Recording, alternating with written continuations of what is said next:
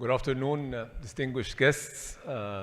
First, I would like to express sincere congratulations to the Board of Directors of the AmCham on their reassignment, led by my dear and old friend, Tariq Tawfiq. I also would like to welcome the American delegation headed by the Undersecretary, as well as the Chargé d'Affaires of the US Embassy and the dear colleagues at the Embassy. Last but not least, of course, I'm honored by the presence of my dear Right Honorable friend, Dr. Mahmoud Asmat, the Minister of Public Works, my Right Honorable friend, Engineer Atif Helmi, the ex-ICT Minister, and my Right Honorable friend, His Excellency Ambassador Hazem Fahmy. I've had the pleasure and honor of working with the three gentlemen with very, very valuable and fruitful results. Last time I had the honor of standing before the distinguished chamber was back in June 2020, at the peak of the pandemic. It was, of course, due to the pandemic, a virtual meeting, although I should be an ICT advocate, but nothing like a face-to-face luncheon at the AmCham, where one meets so many friends and colleagues. During my presentation, I will try to explain the strategy that we're trying to pursue at the Ministry of ICT, and will also highlight what has been achieved since my last speech to your distinguished chamber back in 2020. The imperatives and the strategic goals of MCIT remain the same. And I believe this is a positive issue because it does lend stability and long-term plans and help also our partners in the sector understand what we're trying to do and consequently forge better long-standing cooperations with the ICT ecosystem. So the first and foremost priority is to expand the ICT contribution to the GDP. And I'll come to figures at the end, but maybe one thing that our sector is always proud of is that throughout the past 5 years, the ICT sector has been steadily the fastest growing sector in Egypt with a rate of around 16% quarter over quarter, year over year. This represents or reflects a conviction of not only the government but the entire country on the necessity to rely on technology and ICT in all sectors to achieve real and sustainable development. Of course, we want to accelerate the digital transformation within the government to render better services to our citizens, attract investments in the ICT sector in Egypt, and bolster our capabilities in the international connectivity arena. As I said, the main pillars of our strategy remain constant. For those of you who've witnessed my presentations before, this may come as CBC +2, but bear with me because when I come to the initiatives and the projects that stem out of the strategy, this change and evolve over time. But the strategy and its pillars remain the same. We drew a strategy that stands over 3 parallel pillars. First, as I said, digital transformation, expanding the projects that makes our government acquire better capability to render services smoothly, digitally, transparently to our citizens. The cornerstone of our strategy that we're relentlessly trying to grow and work on remains capacity building and human development. And we remain committed to our conviction that it is only through capacity building, training, and expanding our skill pool that Egypt can grow further and always achieve a position in the global ICT market that Egypt deserves and Egypt's skills deserve. The third pillar is the digital innovation and forging an ecosystem that spurs innovation and entrepreneurship activities. To these three pillars, there are always the two enablers that we're also working on, the ICT infrastructure that we're trying to strengthen, and the legislative framework that we're modernizing and making sure it covers the evolution of the technology that is constantly taking place around the world. Just a quick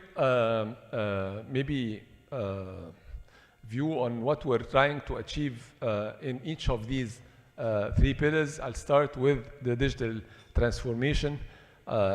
When I had the honor of addressing the distinguished chamber back in June 2020, we were about to launch our digital services platform. We launched the platform in July 2020 with 34 automated services. Today, we have 170 plus services, and we're continuing to launch more and more services throughout the coming period until we cover most of the services that are rendered by various organs of the government. Of course, this is not a project that is solely executed by MCIT. It is the entire Egyptian government's project, and maybe this is apparent when we look at some of the main services that we render. It's easy to realize that the project is executed in close connection and collaboration with various ministries and authorities within our government. Of course, for the sake of brevity, I won't go through each and every services of these, but they are across the spectrum of services in most of the ministries that do provide services to our citizens. As I said, we're expanding, we're continuing to cover more of these bouquets of services throughout the coming period.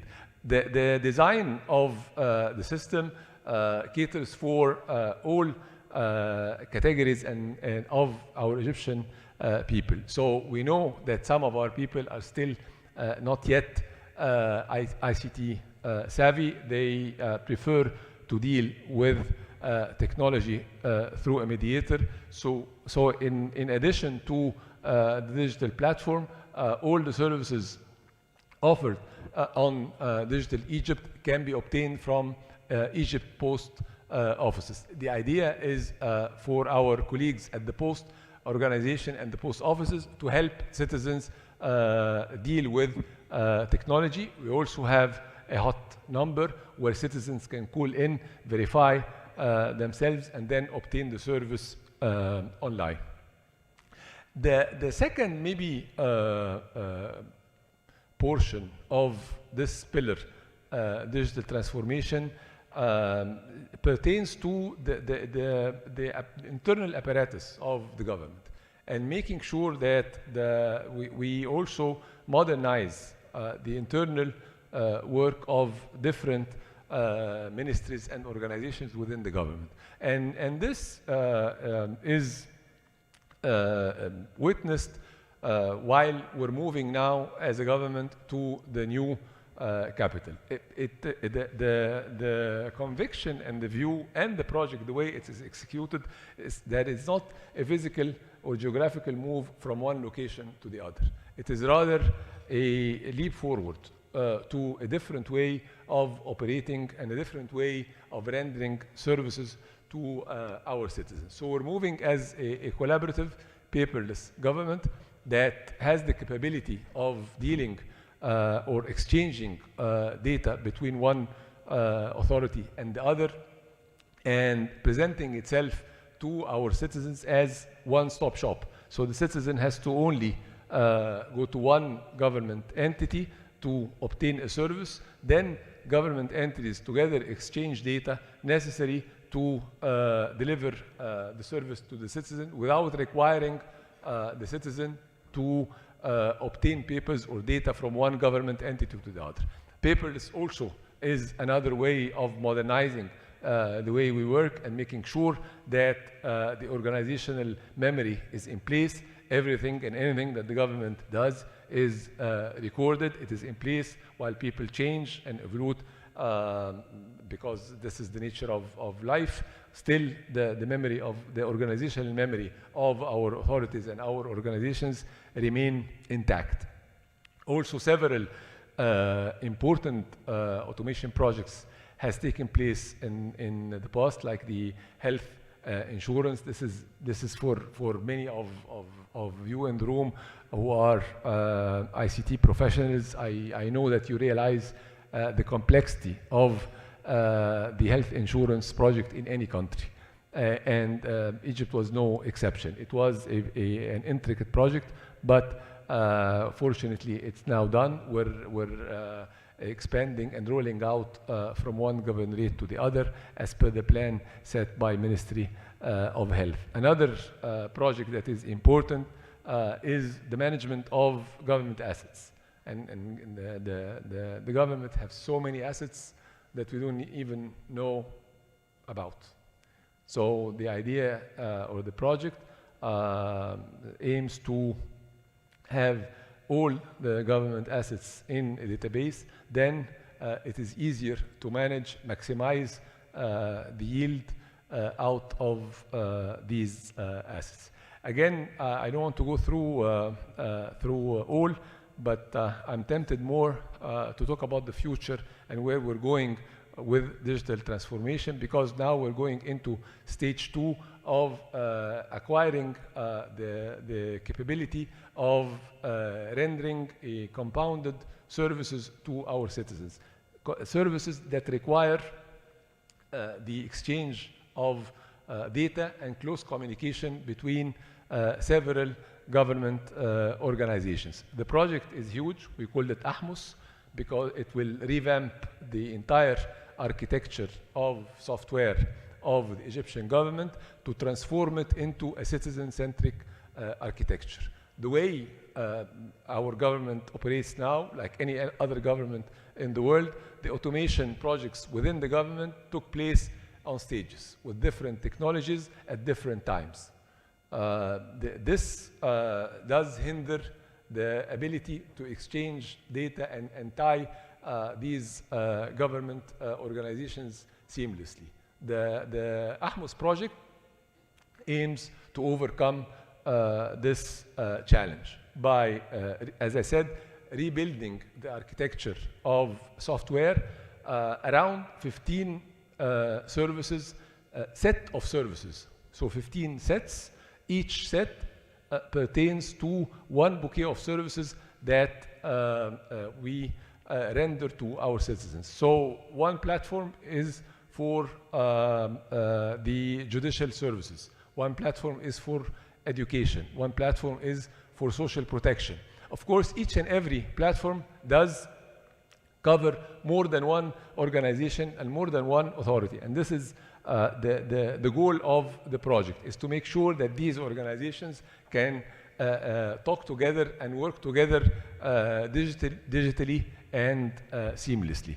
We started with only 3 platforms that are already being built. So there is a wide potential for IT companies to participate in building the 12 that are left. Worth mentioning here that we continue the long-standing strategy of the ICT sector, which relies unanimously on the private sector in executing all projects that are designed by the government. So the government role is limited to designing the projects, of course setting the strategy first, designing the projects, and then governing and overseeing execution. We do not execute projects ourselves. This has always been the philosophy behind the ICT sector since maybe its commencement back several decades ago, and we're adamant to continue the same way.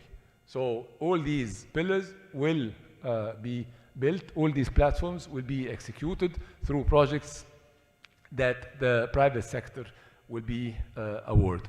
We're also in collaboration with Germany and Estonia in designing what we call the common components, which are the services and units of the architecture that will be common for all the 15 platforms.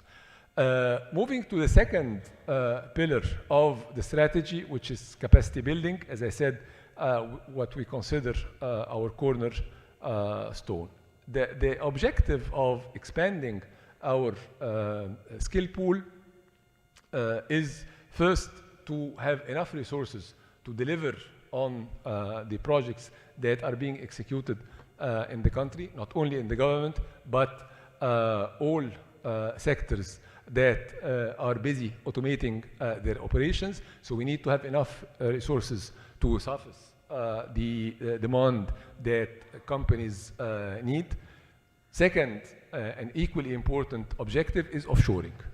And we want to make sure that Egypt is a viable option, an attractive location, and a destination for international companies to set up offshoring centers in Egypt, leveraging this wide, rich, continuously growing skill pool at the right cost with the right skill level. I'll come to the results so far that has been achieved, but I must say that so far we're, alhamdulillah, meeting substantial success. Third objective is also very important, is to expand the number of freelancers in Egypt and to propagate the culture of working as a freelancer. Still, this is at an early phase, but again, we're achieving promising results. We know that the training initiatives that are taking place and the number of people that are being skilled and trained on ICT jobs are more than what the local market will demand. Hence, the three, I would say, sources of demanding the resources must go hand in hand, so that we achieve a balance between the number of skills that we're qualifying every year and the demand for such skills. Sorry. So we've built a strategy of 4 different elements that govern all the training initiatives that we launch. We have around 15 or 20 training projects going in parallel, but they all share these same 4, I would say, boundaries. And this is the idea, is that all the organizations reporting into MCIT do launch training projects and initiatives. We need to make sure that they are all in harmony. And we need to make sure that they all serve these 3 objectives that I tried to explain. So these 4 boundaries are set in order to achieve this goal. First, the specialization. We're always in quest for the most coveted specializations within the ICT market to train our people on, whether they require high volume of people with a relatively short training time and relatively smaller values, all the way up to specializations that do not require that many people, but do allow for very, very high-value services and specializations. The second is a holistic view of building professionals that has enough technical skills, have enough soft and personal skills, in addition to also linguistic skills. We're training a lot of our young people on the languages that are demanded by the labor market, English, French, and German. In addition, as I said, to freelancing skills to enable more and more of our young people to enter the international labor market while sitting and residing wherever they are within Egypt. Third is partnerships with top-tier companies and universities. We do rely on international partners, companies that are operating in Egypt and are our partners in the ICT sectors, with very long and I would say intimate relations with the multinational names that are before you. And they are, I believe, our partners in this journey of building digital Egypt. And fourth, and equally important, is the equality and inclusion. And by inclusion, I do not only mean one facet like the PWDs or other. It's the inclusion in a more holistic form. So inclusion means the gender balance. We're proud that 40% of the trainees that we qualify every year are females. The second element for inclusion is the geographical distribution. We're keen that our training initiatives are either executed in centers that we've already built across the country, or through digital means and subsequently available for people residing all over Egypt, or in what we call a blended model of education, again, that would cover this objective. Even the programs like the one Ambassador Hazem Fahmy mentioned, Digital Egypt's Builders Initiative, which is designed for the top tier of our fresh graduates, we make sure that it is coupled with full accommodation for participants who qualify in this program to come and stay in Cairo, full free accommodation that we bear the cost of, to ensure that the initiative is available for all who qualify for it from across the country. Of course, last but not least is the inclusion schools that are built to help pupils of special needs. We're working with the Ministry of Education on supplying these schools with computers and instruments to help our students in these schools. So what we're trying to do is building a complete route of training that starts, we started last year at grade 7, والإعدادي. This year we're starting at grade 4, رابعة ابتدائي. We're targeting the top 5% of our students with a training program that is blended between online and physical, that throughout their school education, from year 4 all the way to year 11. We started with one school back 3 years back in Medina Nasr.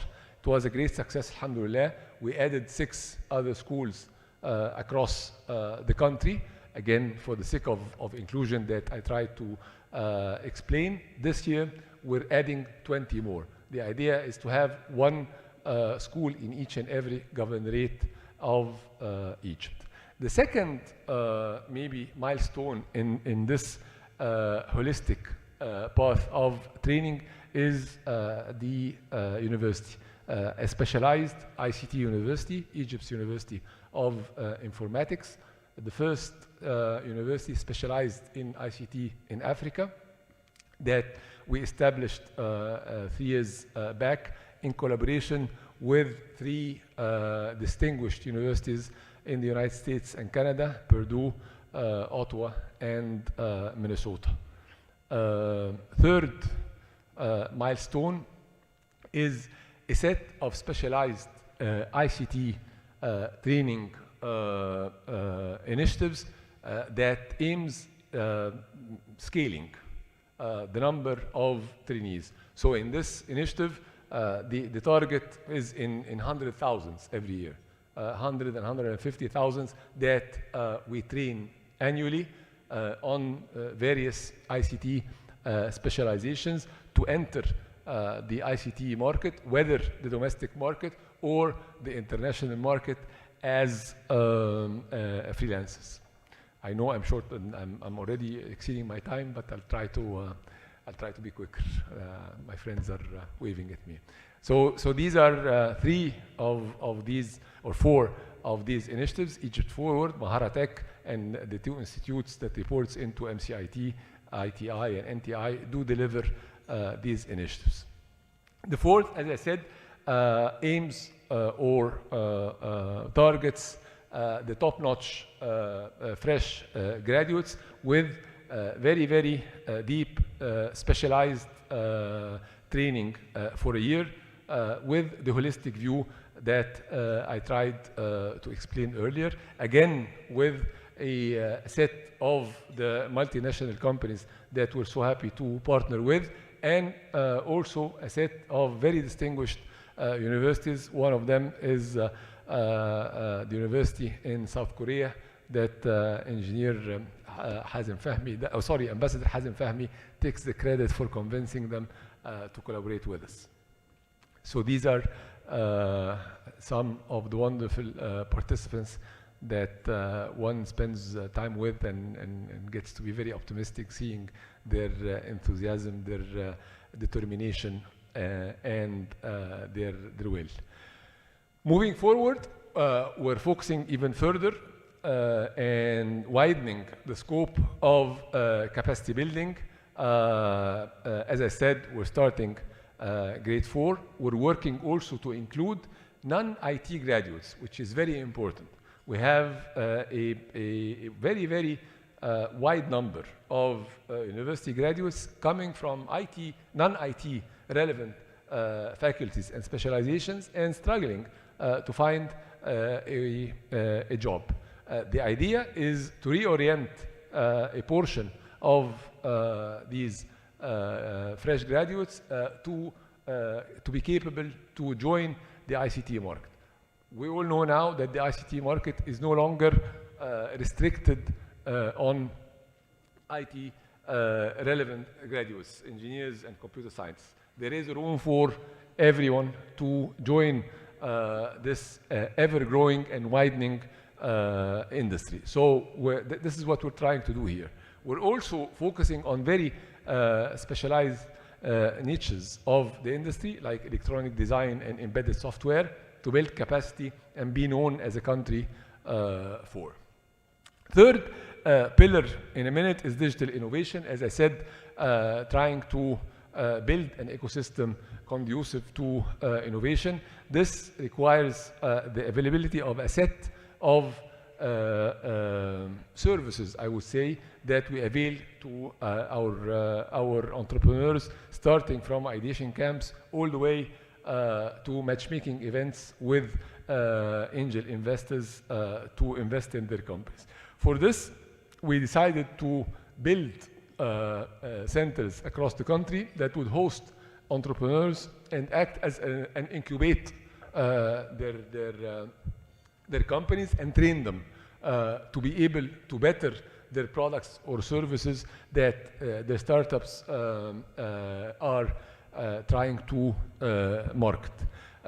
When I again had the pleasure of addressing the distinguished chamber back in 2020, we were planning 6 of these centers, what we call Creativa centers, to come into services. We launched 8 back in 2020.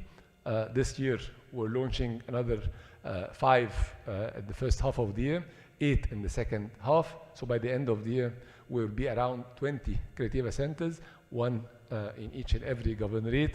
The plan is to have 10 more to cover the entire country, again, one in each governorate. Through the way, we've also developed another criteria for the project to try and spot some of the buildings with historical values, restore them, and reorient their utilization to this project.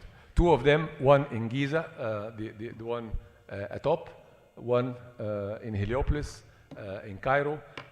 The two are managed by two of the most distinguished companies specialized in running incubators, because we need to acquire the skills of running an incubator successfully. So we contracted for 500 and plug and play to manage these two centers. Part of their assignment and the KPIs is to train Creativa Center managers or incubator managers for the rest of the country. We cannot have multinational companies running all the centers, the 30 centers, so a better idea was to invite people from the rest of the country, have them trained in Cairo and Giza, and then sent back to where they reside to manage their centers.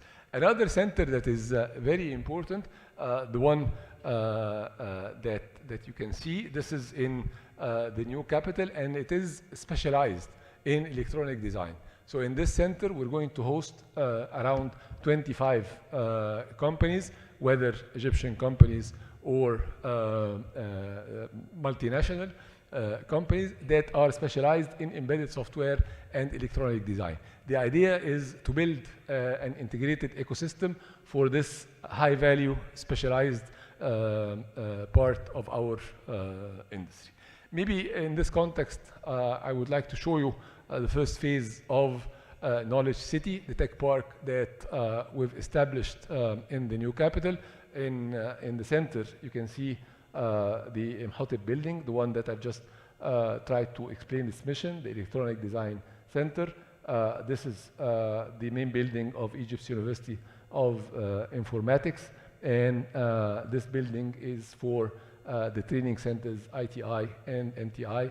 Another building right there, but maybe not apparent in the picture, is the one for assistive technology R&D center. I'll explain it in a minute. Sorry, I know I'm taking more than I should. I think what we're also trying to do is some legislative restructuring for our startups. I was just talking to my dear friend Tariq over lunch about it. We have already allowed companies to start with a virtual location, so no longer do companies require a physical location in order to establish a company. You can announce it or establish it as a virtual company. Now we're working on establishing companies remotely through the digital platform. We've lowered the bar of financial requirements from £50,000 to £1,000 to encourage more and more of small companies, and we're working on a white list for the companies working in electronics R&D to facilitate their work. Also, we've started or established an R&D center that is working in applied innovation in areas of IoT, Internet of Things, or artificial intelligence, trying to build solutions for the main challenges that we as a country are trying to embrace in agriculture, in healthcare, in climate change, and other important domains. Moving to the infrastructure, whether the infrastructure, the digital infrastructure that serves the rest of the world, or the domestic infrastructure that serves people in Egypt. First, the international infrastructure. You may know that because of the geographical location, the unique geographical location Egypt enjoys, 90% of the data flowing between the east and the west flows through Egypt. We have around 19 submarine cables, whether the ones in service or 3 or 4 that we're currently building with various international conglomerates to come into service in the coming few years. What happens is these cables land on the Red Sea shore, and then data is transferred to the Mediterranean shore with a domestic network and onto Europe and vice versa coming back. Throughout the past 2 years, the idea was to strengthen this domestic network to ensure resilience and business continuity to clients and countries relying on Egypt for their internet services. In 1 year, we've doubled the network that has been built in the past 20 years. We had a network of 2,700 kilometers that was built over the past 20 years. In 1 year, 2020, we built a parallel new additional set of paths equals 2,600 kilometers. So in 1 year, this was achieved. We've also increased the number of what we call landing stations on both shores, again, to enrich our capability and ensure resilience to our clients. The local network, we're also trying to strengthen its capabilities.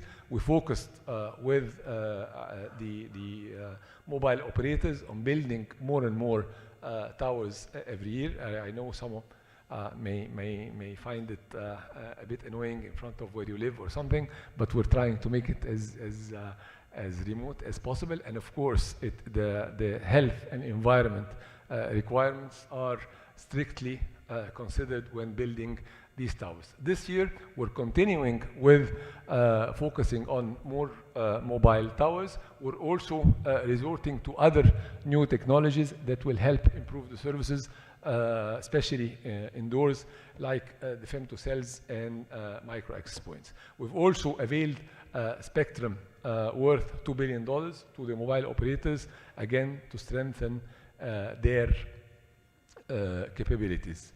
Another important aspect of the digital infrastructure is connecting all the government buildings and units across the country. We have around 33,000 government units across the country. And the project is to link them all together with a fiber optic network. Last time I addressed the distinguished chamber, we achieved 5,000 out of the 33. Now we're at 18,000. Inshallah, we'll continue the rest in the coming period. Also, Decent Life is a very, very important project that we're proud to participate within to expand the fiber optic network in Egypt to all villages. So currently, the fiber optic network is limited to urban areas of our country. Through this mega project, we will expand it to the entire rural populations. So we have around 3.5 million households with around 60 million people living within. They will all enjoy high-speed internet in the coming period. Postal organization is also witnessing expansion and development through first revamping the post offices and making sure that they're not only air-conditioned and well-organized, but also automated to acquire the capability of serving our clients the way that meets their expectations. You can see before you the number of offices that we were able to modernize and develop in the past few years. Again, in 2020, we were at 1,600 out of 4,300. This year, we will finish the entire 4,300 offices of our postal organization. We're also preserving some of the ones with historical values, like the one in Ataba or the one at the Parliament. We're also having new modern ones in the rest of the country with the same look and feel throughout the country. Even the oldest traditional postal organization building, maybe those of my age knows this building in Ataba. It has been restored. The famous clock atop has been restored, and we opened a post museum there. It would be our honor to host the chamber anytime you can spare to see this unique museum. Last is the legislations and governance. There is a set of legislations that has been already promulgated. We're working on the data classification law and the cloud first policy in order to complete the framework. I'll end with just some indicators, numerical indicators. Coming myself from the private sector, we always believe numbers speak for themselves. So I'll start with the digital exports. Throughout the past 4 years, we grew from $3.6 billion to $4.9 billion in the last fiscal year. As I said, we're trying to continue the focus on digital exports. Number of training is another important set of figures. When we started the strategy, we were at 4,000 trainees every year with a budget of 50 million pounds spent on training. This year, we are aiming 225,000, up from 4,000. And the budget has increased from 50 million to 1.3 billion.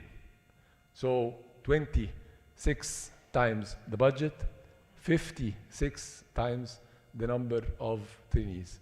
And the focus will relentlessly continue on this important aspect. And it is paying off. As I said, one of the objectives was freelancing. When I addressed the chamber in 2020, Egypt ranked number 6 in the number of freelancers proportioned to the entire population of the country. And then our aim was to escalate to the 5th rank, 6th to 5th. Alhamdulillah, in 2022, we leapt forward to the 4th rank.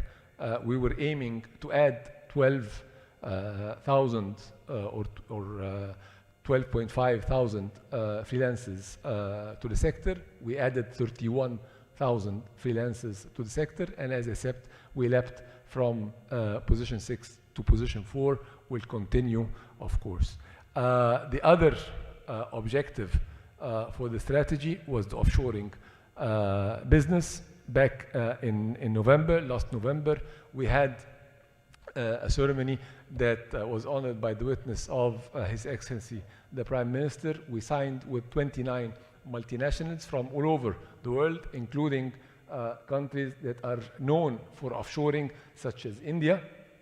We signed with 29 companies, multinational companies, to set 35 offshoring centers in Egypt in the coming 3 years that will avail 34,000 jobs and will expand $1 billion of digital services yearly.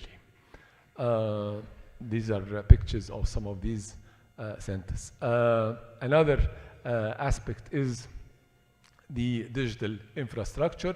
When we started our strategy, we ranked number 40 in Africa in terms of fixed internet speed. In 2020, we ranked 2 with an average speed of 30 megabits second. This year, we're ranking number 1 with an average speed of 45 megabits second. Equally important is the number of clients. Back in 2020, we were at 8.8 million households. This year, we are at 11.3 million households. So we're expanding the service, and we're keeping the quality as much as we can high, and of course we're keeping our rank as #1 in Africa. Another important indicator is the digital readiness of the country. It's an indicator or a KPI that is issued by the World Bank. In 2018, we ranked in category C. In 2020, we were elevated and ranked in category B. 2022, we were ranked in the highest category, category A. Inshallah, Masr will always remain atop in category A. Thank you very much, and I'll be honored to take your questions.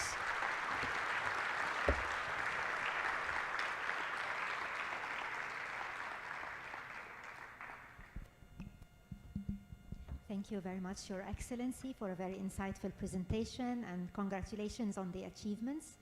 And now I would like to call on our Digital Transformation Committee leaders, Mr. Khalid Abdel-Ader, CEO of Claytech, and Ms. Mirna Arif, General Manager of Microsoft Egypt, to come and moderate the questions from the floor. And I ask our members to please feel free to fill in the question forms, and we will hand it to His Excellency and the moderators. Thank you.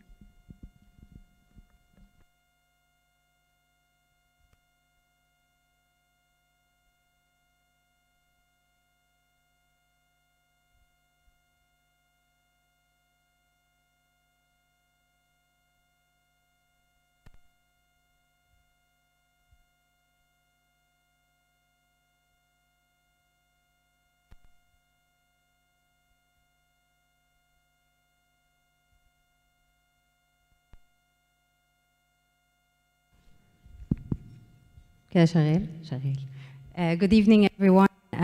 First of all, Your Excellency, thank you so much for the enlightening presentation.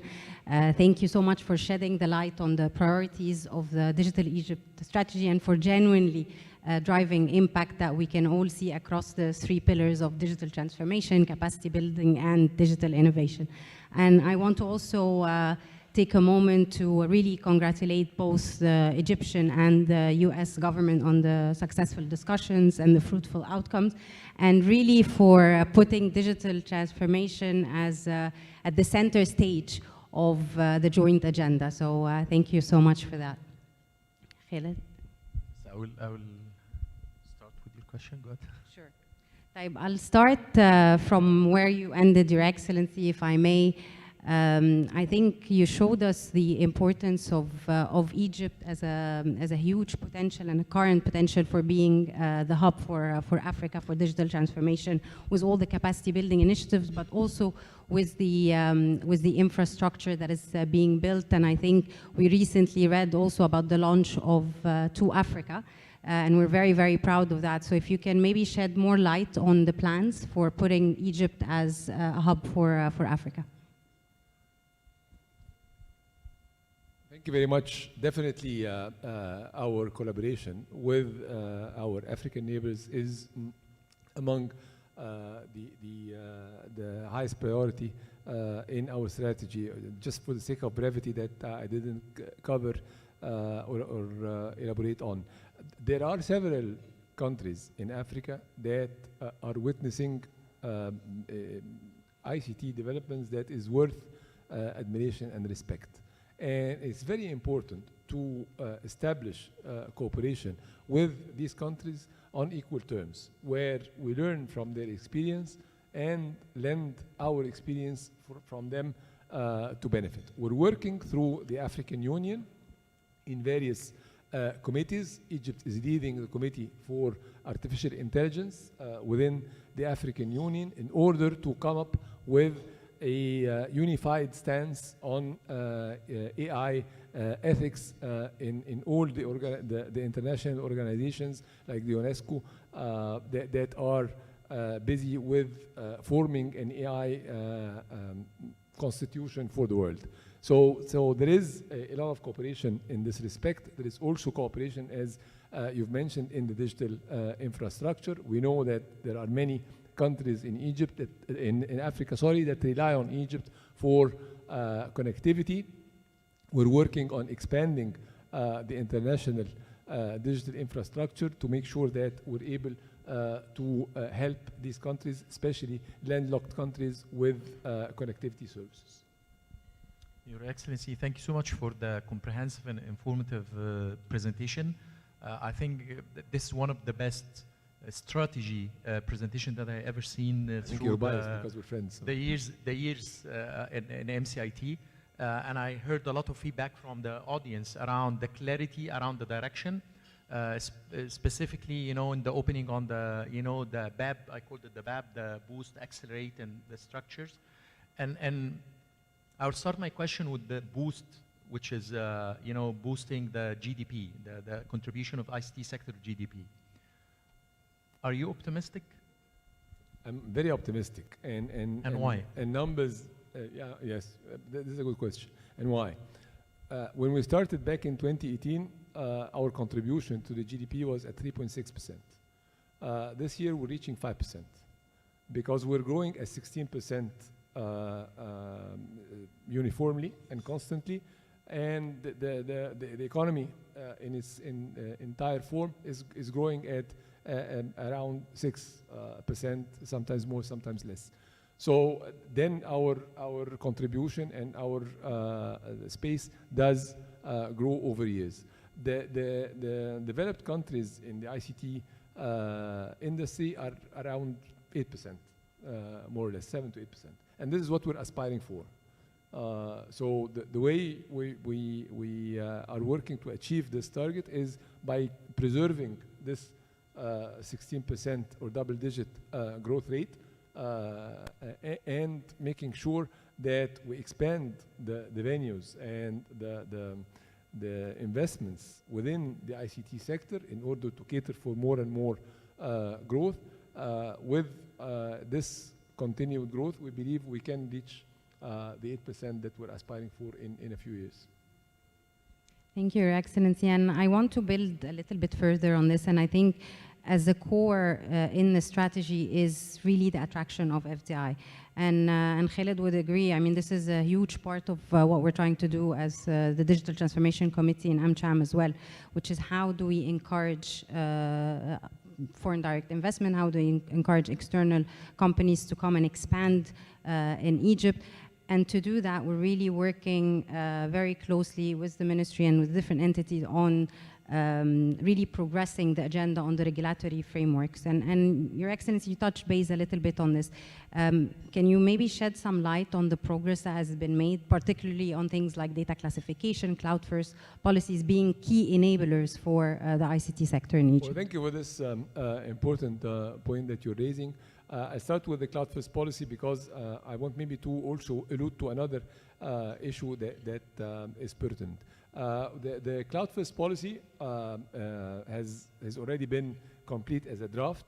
The next phase before we issue the policy is to make sure that we hold work groups and discussions with the ICT sector, with the private companies, whether the non-Egyptian or the Egyptian ICT companies, where we discuss the policy. We make sure that everyone is convinced of what we're trying to do. We're all owning this policy. It's not only owned by MCIT. We as an ICT community will carry it forward and execute on it. So it's very important that we all understand the wisdom behind it and understand why what is written has been written. This is why we're pursuing this policy that we started back when we were working on the data privacy law. If you remember, maybe Khaled Bey was there at the time. And we hold these workshops where we delve into the details of the document. This has been done. We first started with the American Chamber of Commerce, and I seek the opportunity to thank you as the leaders of the Digital Transformation Committee to orchestrate this. Now we're going to other chambers as well, representing non-Egyptian companies, and then we're going to also the civil organizations that represent the domestic companies in order to make sure that there is a global understanding of this document across the sector. Also, the data exchange law is currently being processed. The draft has already been prepared by MCIT. Now the Ministry of Justice is working on the legal articulation of the draft, and once this is completed, we'll again resort to the same strategy of sharing it with the private sector before we take it to the next step, the cabinet, and eventually to the parliament for promulgation. I think that the example that Your Excellency shared is a great model on the collaboration between the AmCham and the government, represented by Ministry of Communication and Information Technology. And I think I have to give the credit to Your Excellency, because when you started with the data privacy, I think that was a major milestone in how can we cooperate together. And we're replicating this model right now with the cloud first policy, and I'm very happy to hear that this will be taken also to other chambers. So back to idea, I think we saw the digital transformation, the innovation, the capacity building, and data and connectivity is the heart and the core of the digital transformation, of course, with all the regulations effort that the ministry is leading. Where do you think is the biggest potential for Egypt to improve and play a role in the region, especially that the region has evolved drastically in the past few years, especially on the data and AI part, on IoT and a lot of regulations, and we see a competitive advantage with the spending and investment capacity building. How can we bridge the gap to I don't want to say to gain again the leading role in the region, because we have the intelligent, the strategic, as I'm seeing, the investments. What can we do? How can we help you? My firm belief is that the most precious asset that we have are brains. Brains, brains, and brains.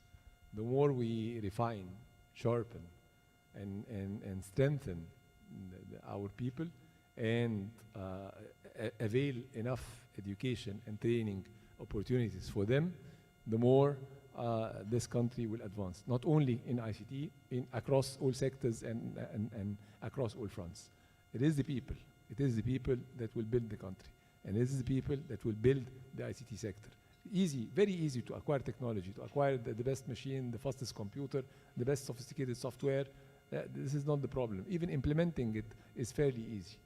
Building the knowledge and building the human capacity is and will remain the cornerstone of any renaissance anywhere in the world. This is my personal conviction, and this is what we're trying to deliver on. So we will continue this relentlessly. If and when we can establish ourselves as the main resort for countries in the region, not only in the Middle East, but even in Europe and the United States, if and when we are able to present our country as a main resource for reliable digital skills, we're there.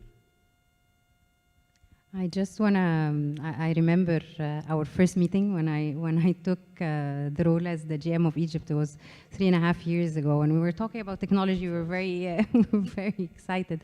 But then I remember, Your Excellency, you said technology is important, but technology is and will remain to be a tool.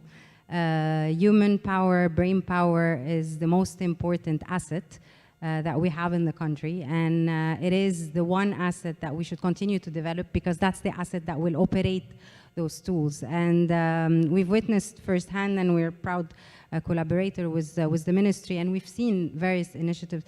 So my question regarding capacity building is, how are we going to take this, maybe now that digital transformation is truly becoming pivotal across industries and not just for the ICT sector as a sector? Are there any intention to maybe leverage that, some collaboration between other vertical industries and have the digital transformation and capacity building initiatives span across those? Thank you. Actually, I was referring to this when I was trying to explain that we're trying to open the sector for non-IT graduates. non-IT engineers or non-computer scientists for them to join the ICT sector. It is via this important route of being experts in their professions, but enabled with IT.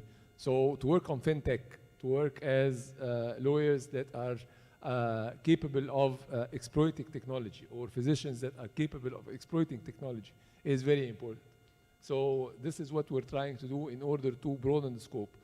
Agri-tech, edu-tech, fintech, of course. These are all extremely important sectors within our industry that require non-IT knowledge and experience. And it is for the professionals of these specializations to join in. This is what we're trying to do.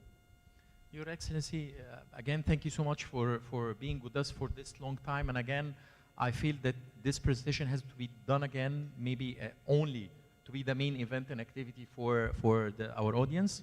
And we have seen the startup increase and share for the Egyptian startups in the region.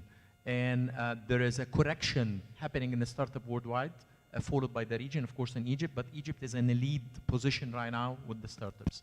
And we strongly believe with the startups, small and medium enterprises, those are catalysts for the economic development and growth. What is the one thing that you feel proud of if Ministry of ICT managed to do for those two communities by end of this year? Definitely, what we're trying to do for the startups is the Creativa Centers, whereby we avail training, not only technical training, but technical training and business training as well. So technical training is for international companies, technology leaders, to adopt these startups, to sharpen and their products and services, and make sure it's competitive, to be able to take off in real market. Also, business training is very important. So I believe these incubators, these Creativa Centers, are very important in serving this important goal. Also, coupled with this is scaling up training so that startups can find experienced resources or competent resources. We all know that the talent usually flow to multinationals and big companies. This is natural, this is human. So you need to have enough of a skill pool that would suffice both international leading companies, large domestic companies, in addition to startups. So I think by that, Myrna, I know you have too many questions in hand, but Your Excellency, again, it's always a privilege and honor to have you with us and listen to your presentations. You know, digital transformation and this ministry and the government is critical. We see the growth and the contribution, and wish you all the luck. And I know that you know that the committee and the entire AmCham are here to support and be a strategic partner for the government and Ministry of ICT. Thank you very much. Pleasure is all mine. It's always been an honor to address the chamber, where I really feel at home.